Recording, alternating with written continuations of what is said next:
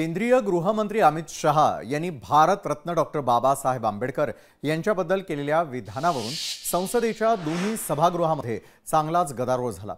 शहा यांनी डॉक्टर बाबासाहेब आंबेडकर यांच्याबद्दल टिप्पणी केलेल्या वक्तव्यामुळे काँग्रेससह विरोधक चांगलेच आक्रमक झाल्याचंही दिसून आलं। विरोधकांनी अमित शहा यांची माफी मागण्याची मागणी केलेली आहे। संसदेचं कामकाज सुरू होण्यापूर्वी विरोधकांनी संसदेच्या बाहेर हातात डॉक्टर बाबासाहेब आंबेडकरांचे फोटो घेऊन जोरदार निदर्शनं केली। प्रियंका गांधी आणि राहुल गांधीही या निदर्शनांमध्ये सहभागी झाले होते आणि त्यानंतर संसदेचं कामकाज सुरू होताच दोन्ही सभागृहात विरोधकांनी जोरदार गोंधळ घातला। अखेर या गोंधळातच कामकाज तहकूब करण्यात आलं। दरम्यान विरोधक अमित शहांच्या ज्या विधानावरून आक्रमक झालेले आहेत ते विधान आधी पाहूयात। अभी एक फैशन हो गया है, आंबेडकर आंबेडकर आंबेडकर आंबेडकर आंबेडकर आंबेडकर।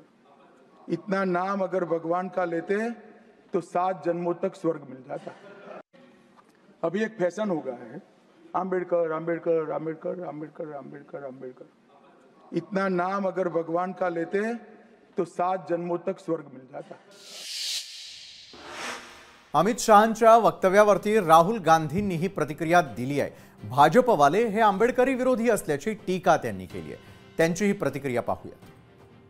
ये पहले ही कह रहे थे कि कॉन्स्टिट्यूशन को हम चेंज करेंगे, ये इसके खिलाफ है, अंबेडकर जी के खिलाफ है, उनकी विचारधारा के खिलाफ है। इनका पूरा का पूरा काम अंबेडकर जी ने जो किया और जो कॉन्स्टिट्यूशन है उसको खत्म करने का है। ये पहले ही कह रहे थे कि कॉन्स्टिट्यूशन को हम चेंज करेंगे, ये इसके खिलाफ है, अंबेडकर जी के खिलाफ है, उनकी विचारधारा के खिलाफ है। इनका पूरा का पूरा काम अंबेडकर जी ने जो किया और जो कॉन्स्टिट्यूशन है उसको खत्म करने का है। ये पहले ही कह रहे। विरोधकांनी केलेल्या जोरदार विरोधानंतर अमित शहांना स्वतःची बाजू मांडण्यासाठी पत्रकार परिषद घ्यावी लागली। आपल्या वक्तव्याचा विपर्यास करण्यात आल्याचं शहांनी सांगितलं। त्यांची ही प्रतिक्रिया पाहूया। राज्यसभा में मेरे बयान को तोड़ मरोड़ कर पेश किया गया। मेरा मीडिया के सभी मित्रों से आग्रह है, कांग्रेस ने सार्वजनिक जीवन में जो पद्धति की है कि बयानों को तोड़ मरोड़ कर पेश करना, हो हल्ला मचाना और भ्रांति खड़ी करना, राज्यसभा में मेरे बयान को तोड़ मरोड़ कर पेश किया गया। मेरा मीडिया के सभी मित्रों से आग्रह है, कांग्रेस ने सार्वजनिक जीवन में जो पद्धति की है कि बयानों को तोड़ मरोड़ कर पेश करना, हो हल्ला मचाना और भ्रांति खड़ी करना, राज्यसभा में मेरे बयान को। आणि आज दिवसभरात झालेल्या या गदारोळा संदर्भामध्ये अधिक चर्चा करण्यासाठी काँग्रेसचे माजी विरोधी पक्षनेते विजय वडेट्टीवार आपल्या सोबत या क्षणाला जोडले गेलेले आहेत। स्वागत आहे न्यूज प्लॅनेटमध्ये विजयजी आपलं। डॉक्टर बाबासाहेब आंबेडकरांच्या मुद्द्यावरून संसदेतील खडा जंगी, संसदेमध्ये जे काही घडलं ते किती योग्य किती अयोग्य? संसद ही देशाची मला वाटतं की सर्वोच्च अशी असं हे संस्था आहे आणि जिथे कायदे देशासाठी कायदे केले जातात। हे एक पवित्र असं मी मानतो। हे संसद म्हणजे एक पवित्र स्थान आहे, देशाचं पवित्र स्थान आहे। कुठल्याही देवालयापेक्षा सामान्य माणसाला जगण्याचा आणि जगवण्याचा अधिकार देणारं कुठलं स्थळ असेल तर ते संसद मानतो आम्ही। आणि ह्या सामान्य माणसाला, दलित, शोषित, पीडित, उपेक्षित, दुर्लक्षित माणसाला माणूस म्हणून जगण्याचा अधिकार ज्या संविधानाने दिला, त्या संविधान निर्मात्याचं नाव कोणी देव म्हणून घेत असेल, कुणाला कोणता देव आहे हे महत्त्वाचं नाही, कोणी कोणत्याही देवाचं नाव स्मरण करू शकेल। परंतु आम्हाला वाटतं की ज्या स्थितीमध्ये या समाजाला वर आणण्याचं काम केलं, शूद्रांना, शोषितांना, दलितांना, ओबीसींना, आदिवासींना, तर ह्या सगळ्यांना माणूस म्हणून जगण्याचा अधिकार देणारे कोणते देव असतील तर ते बाबासाहेब आंबेडकर आहेत। असं म्हणतात की करणी करेसो नरका नारायण बन जाय। करणी म्हणजे माणूस कर्तृत्वानं, माणसाचा, नर म्हणजे माणूस आणि नारायण म्हणजे देव। करणी माणूस कर्तृत्वानं देव म्हणतो। अमित शहांनी जे सांगितलं की तुम्ही इतका वेळ जर आंबेडकरांचं नाव घेण्यापेक्षा देवाचं नाव घेतलं असतं तर स्वर्ग प्राप्त झाला असता। मला एवढंच सांगायचं आहे की आम्ही जर आम्ही स्वर्ग पाहिला नाही, पण बाबासाहेब आंबेडकरांनी मात्र हे जे काही वेदना होत्या, ज्याच्या घरात सूर्यप्रकाश जात नव्हता, ज्याच्या घरामध्ये अंधार होता, ज्याला रस्त्याने चालण्याचा अधिकार नव्हता, त्याला सर्व अधिकार बहाल करणाऱ्या बाबासाहेबांना जर आम्हाला या भूमीवर नरकातून स्वर्गातच आणण्याचं काम केलं, आम्हाला आता दुसऱ्या स्वर्गाची अपेक्षा नाही. बर, आम्ही आमच्या धर्माला आम्ही देव मानू, आमचा तो वैयक्तिक प्रश्न आहे. पण ज्या वेळेस देशाच्या महापुरुषांच्या संदर्भात विषय येतो आणि भाजपाची नीती काय राहिली, निवडणुकीमध्ये यांचे देव आणि महामानव वेगळे असतात.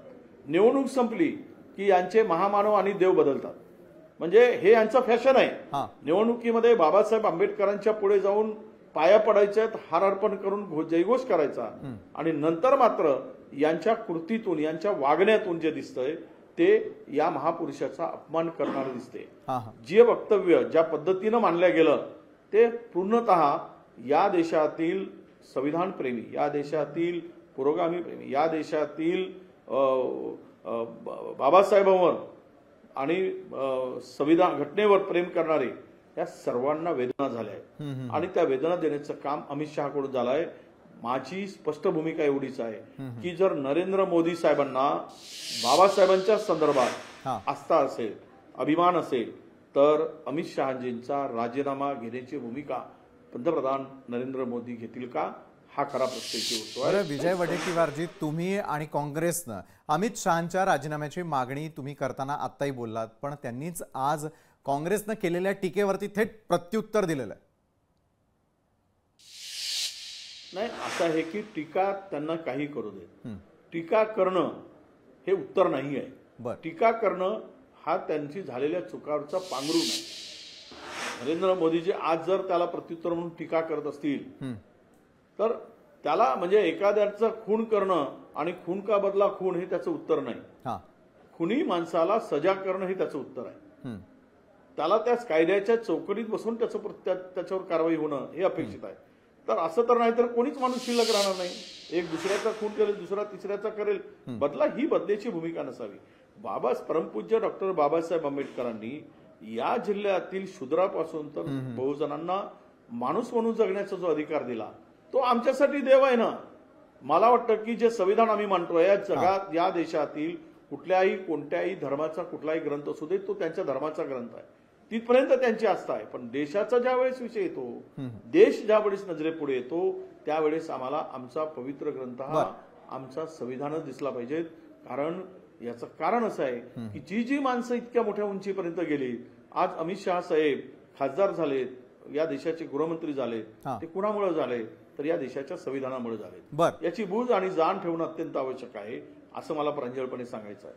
जर तुम्हाला आम्हाला संविधानाने उभं केलं असेल तर मग तुम्ही त्यांना त्या भावनेतून का बघता? तुम्हाला देव कोणता मानायचा आहे माना तुम्ही. कोणी प्रभू रामचंद्राला म्हणू देत, कोणी कृष्णाला म्हणू देत, कोणी कोणत्या. बरं विजयजी, मी आपल्याकडे येतो, थोडं तुम्हाला या क्षणाला थांबवतो. याच संदर्भामध्ये अधिक चर्चा करण्यासाठी भाजपचे ज्येष्ठ नेते सुधीरजी मुनगंटीवार आपल्यासोबत जोडले गेले आहेत.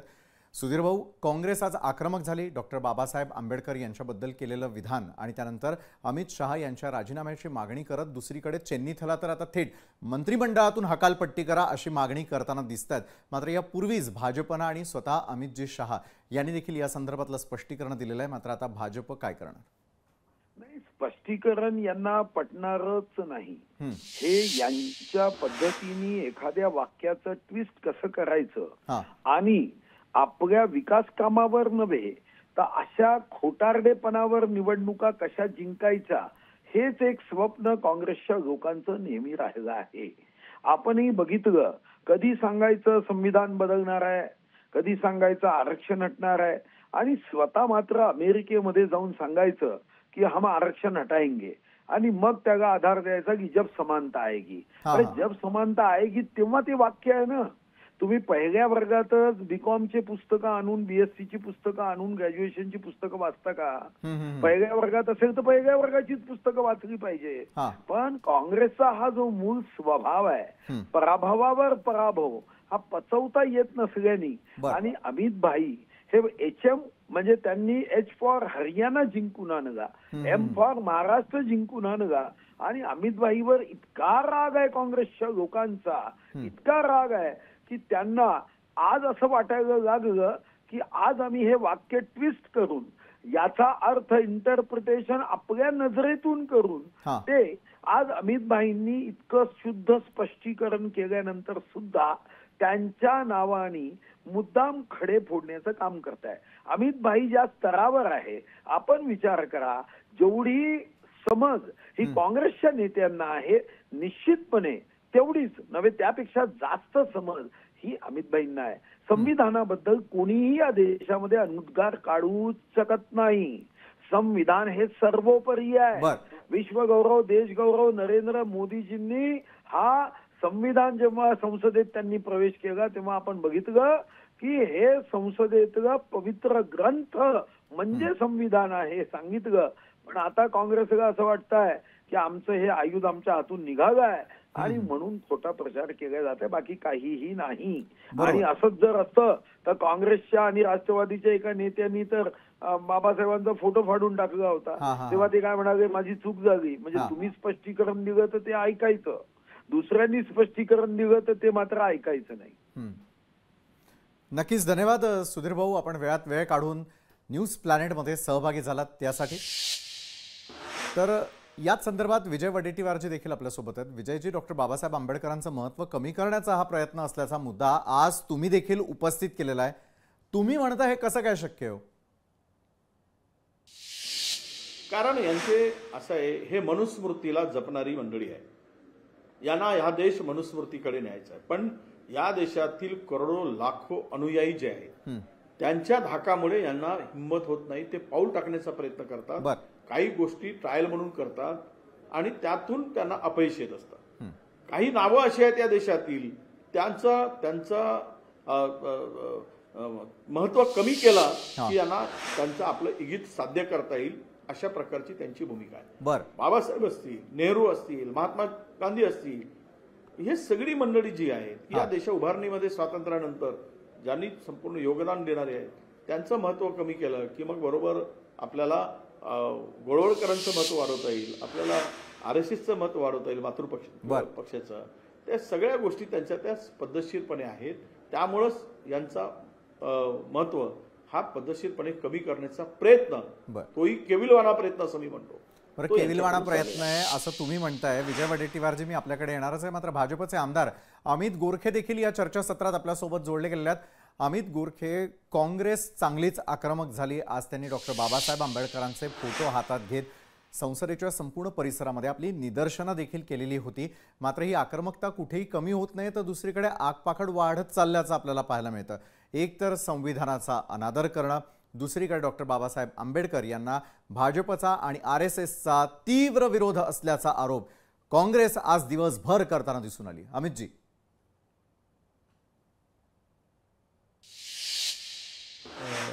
माननीय अमितभाई शहा यांनी इमिजिएट त्याच्यावर पत्रकार परिषद घेतली आणि त्यांचं जे विधान आहे ते तोडमोड करून कशा पद्धतीने मांडलं गेलं आणि बोललं गेलं त्यांनी सविस्तर मांडणी त्याची केली.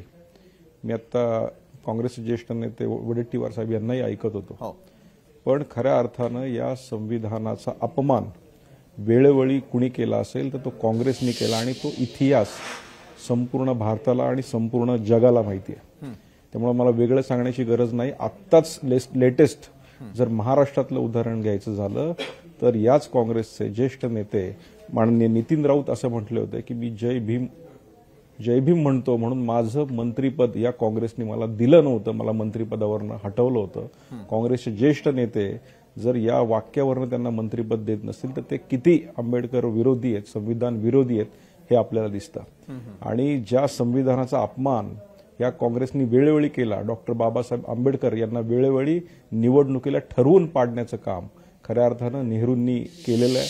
आणीबाणी लावून, सगळ्यांना माहिती इंदिरा गांधींनी आणीबाणी कशा पद्धतीने लावली आणि त्यावेळेस संविधानातले जे महत्वाचे बदल सगळ्यात पहिल्यांदा कुणी जर केले असतील ते इंदिरा गांधी यांनी केले. मग 38, 39, 42वी घटना दुरुस्ती करून डॉक्टर बाबासाहेब आंबेडकरांनी लिहिलेलं संविधान बोडण्याचं काम जर कुणी केलं असेल ते काँग्रेसने केलंय. त्यामुळे काँग्रेस ही पहिल्यापासून आंबेडकर विरोधी राहिलेली आहे, संविधानाच्या विरोधी राहिलेली आहे. राहुल गांधीजी ज्यावेळेस भारताबाहेर जातात आणि सांगतात की आम्हाला संविधानामधला जो महत्वाचा मुद्दा आहे तो अनुसूचित जातीचं आरक्षण घालवायचं आहे असं ते भारताच्या बाहेर जाऊन बोलतात, त्यावेळेस काँग्रेस कुठे जाते. भारताचा इतिहास जर पाहिला तर डॉक्टर बाबासाहेब आंबेडकर यांनी हिंदू कोड बिल सगळ्यात पहिल्यांदा आणलं. आमच्या महिला भगिनी सगळ्या खुश त्यावेळेस झाल्या होत्या. हा इतिहास आहे. पण या कोड बिलाला त्यावेळेसही विरोध काँग्रेसनेच केला.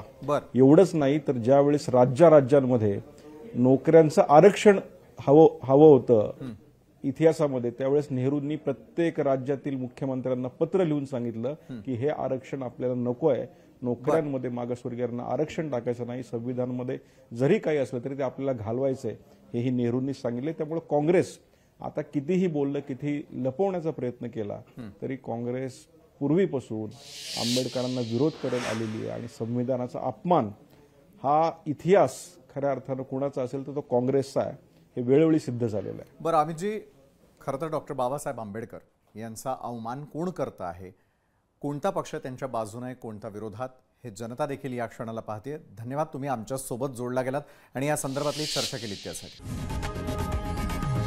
लोकशाही मराठी ऐका, पहा, जागरूक रहा.